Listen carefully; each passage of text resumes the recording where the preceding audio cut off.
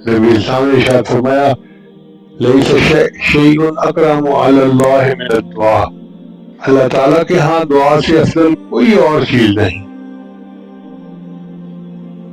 اور حقیقت یہ ہے کہ جس بندے کو دعا کی توفیق مل جاتی ہے اس پر گویا اللہ کی رحمت کا دروازہ کھل جاتا ہے۔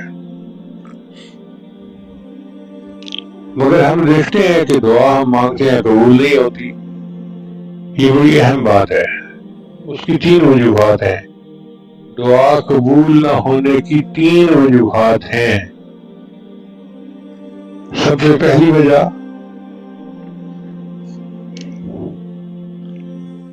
کہ بندہ جلد بازی کرتا ہے، دعا مانگتا ہے اور دوسرے دن کہتا ہے جی میری تو دعا قبول نہیں ہوئی۔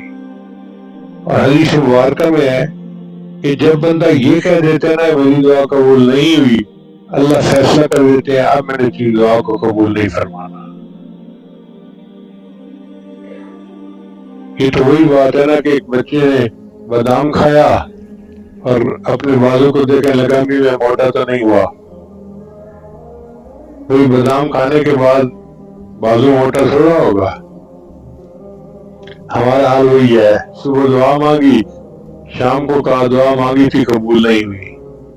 تو یہ جو جلد بازی ہے یہ دعا کی رد ہونے کا باعث بنتی ہے۔